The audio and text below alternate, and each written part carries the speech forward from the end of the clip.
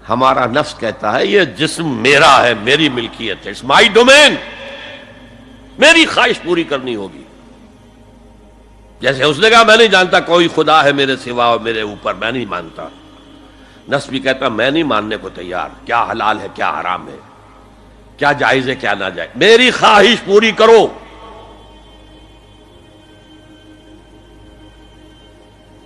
اس کے خلاف جہاد، یہ پہلی منزل کا جہاد ہے. اور آپ کو معلوم ہے 3 منزلہ عمارت ہے، تو بلند ترین تو ہے تیسری منزل، اہم ترین ہے پہلی منزل. پہلی منزل بنے گی تو دوسری بنے گی، دوسری ہوگی تو تیسری بنے گی نا. پہلی منزل یہ ہے اور اہم ترین یہ ہے.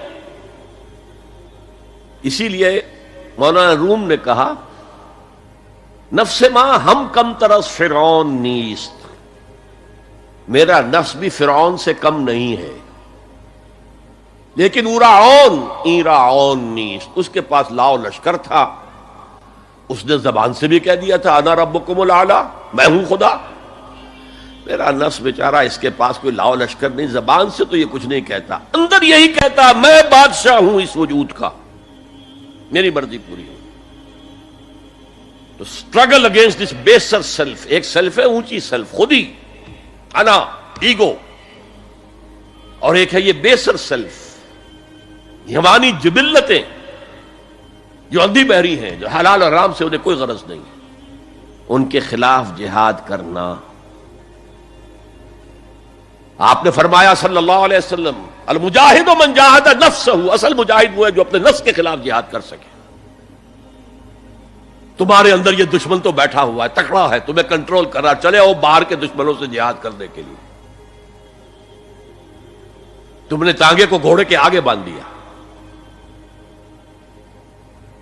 اور ایک دفعہ حضور سے پوچھا گیا ای الجہاد افضل یا رسول اللہ، اے اللہ کے رسول سب سے افضل جہاد کون سا ہے؟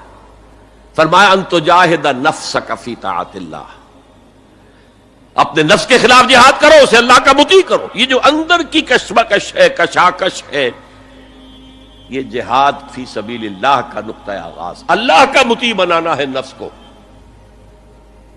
اس کے ساتھ 2 سب لیول اور ہیں. اس نفس کو بھڑکانے والی ایک قوت ہے انویزیبل، اور ویزیبل بھی ہے. انویزیبل قوت سب سے بڑی ابلیس، شیطان لعین، اور اس کے چیلے چانٹے جنات میں سے، اور ویزیبل میں انسانوں میں جو اس کے ایجنٹ ہیں، جو فحاشی کو کلچر کا نام دے، یہ اس ابلیس کے چیلے ہیں. ان کے خلاف جہاد نہیں کریں گے آپ.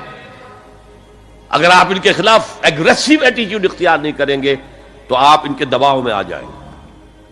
ان الشیطان لکم عدوا فاتخذوہ عدوا، اے لوگوں یہ شیطان تمہارا دشمن ہے، اس کو اپنا دشمن سمجھو. وہ تمہیں سبز باغ دکھاتا ہے، بدی کو مزین کر کے دکھاتا ہے، اچھے اچھے نام اس کے رکھ دیتا ہے، اور تمہیں آمادہ کرتا ہے بدی کے ارتکاب پر. نہیں، وہ تمہارا دشمن ہے. افتتخذونہ وذریتہ اولیاء من دونی، تم مجھے چھوڑ کر اسے اور اس کے چیلے چانٹوں کو تم اپنا دوست بناتے ہو. نہیں، شیطان کے خلاف جنگ کرو. اور تیسرا اس پر سب لیول کیا ہے؟ معاشرہ اگر بگڑا ہوا ہے، اس کا عمومی رجحان برائی کی طرف ہے، تو سوشل پریشرز آپ کو ادھر دھکیلتے ہیں. جیسے کہ اگر کوئی موب جا رہا ہے تو اس کے ساتھ چلنا تو بہت آسان ہے، وہ خود ہی آپ کو دھکیلتا ہوا لے جائے گا. اس کے خلاف چلنا بہت مشکل کام. ہو سکتا ہے آپ بڑی زور لگا کے 4 قدم آگے بڑھیں، پھر کوئی ریلا آئے 10 قدم پیچھے لے جائے. تب 2 ہی راستے ہیں، زمانہ بات و سازت تو بعد زمانہ بے ساز. یا تو پیسو معاملہ ہے، زمانہ تمہارے ساتھ سازگاری نہیں کرتا، چھوڑو تم زمانے کے ساتھ سازگاری اختیار کر لو، چلو تم ادھر کو ہوا ہو جدھر کی.